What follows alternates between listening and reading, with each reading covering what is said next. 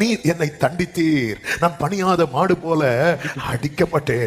என்னை திருப்பும், அப்பொழுது திருப்பப்படுவேன். நீரே என் தேவனாகிய கர்த்தர். அப்பா என்னை திருப்புங்கப்பா.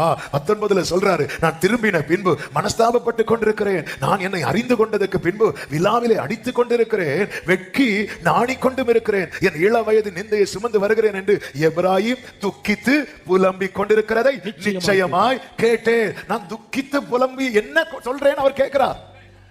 வார்னிங் வரும்போது ஆண்டவரே அப்படி நடத்திராதீங்க. இப்ப எசேக்கியாவுக்கு வார்னிங் வரும்போது மாறிட்டான். எசேக்கியாவுக்கு வார்னிங் வந்துச்சு. பாரு எசேக்கியாவே அவன் மனம் ஏட்டிமே ஆயிட்டான் இருக்கு. இந்த எக்ஸ்ட்ரா 15 வருஷம் கொடுத்தாரு தெரியுமா? இப்ப தெரிஞ்சுட்டு என்ன பண்ணாலும் நமக்கு எப்பதான் சாவு? 15 வருஷம், இன்னும் 15 வருஷம் கழிச்சு அப்போ ஃப்ரீ ஆயிட்டார். பேதுருக்கு வார்னிங் வந்துச்சு. அழல. பேதுரு நீ என்ன 3 தடவை மறுதலிக்க போறேன்னு சொன்னார். பேதுரு அழுதுருக்கணும். ஏன்பா இப்படி சொல்றீங்க, ஏன்பா இப்படி சொல்றீங்க, அப்படி விட்டுறாதீங்கப்பா. அழுதுருக்கணும். அழல. ஆனா பனிஷ்மெண்ட் வந்ததுக்கு அப்புறம் அழுதான். இந்த வார்னிங்களை அழுதுட்டான்னு வைங்களேன், அவன் எஸ்கேப் ஆயிடுவான். நோவா தேவ எச்சரிப்பை பெற்று பயபக்தி உள்ளவனாகி வார்னிங் நம்ம விட்டுட்டு இல்ல. ஆனா சரி, இப்ப பனிஷ்மெண்ட் வந்துச்சு. இப்ப அழுறான். அழும்போது அடுத்த வசனத்துல தான் ஆண்டவர் சொல்றார், எப்ராயிம் எனக்கு அருமையான குமாரன் அல்லவோ, அவனுக்கு நான் எப்படி இறங்குவேன் தெரியுமா? உருக்கமாய்.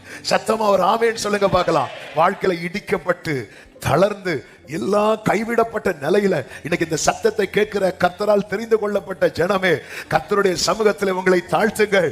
கர்த்தருடைய இரக்கமும் கர்த்தருடைய கிருபையும் உங்களை நிலைப்படுத்தி உங்களை மீண்டும் அவர் நியமித்த ஸ்தானத்தில் உங்களை கொண்டு வந்து நிறுத்தும். எனவேதான் புலம்பல் பாடும்போது அது நடுவிலே பாடின வார்த்தை தான், ஆண்டவர் என்றைக்கும் கைவிட மாட்டார். அவருடைய இரக்கங்களுக்கு என்ன இல்லை தெரியுமா? முடிவில்லை. ஆமென். அவர் சஞ்சலப்படுத்தினாலும் தமது மிகுந்த கிருபையின்படி இறங்குவார். ஆமென் சொல்லுங்க பார்க்கலாம். அப்படி இறங்கி காப்பாற்றி அடுத்த கிருபையில ஸ்தாபிக்கிறார் பாருங்க. அதுதான் அவர்களுக்கு நன்மை செய்யும்படி அவர்கள் மேல் சந்தோஷமா இருந்து என் முழு இருதயத்தோடும் என் முழு ஆத்மாவோடும் அவர்களை இந்த தேசத்துல நிச்சயமாய் நாட்டுவேன்.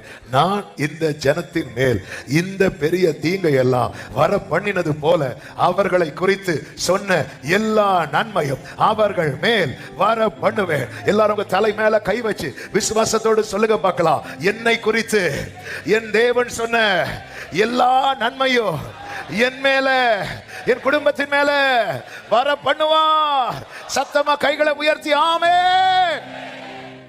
ஹல்லேலூயா.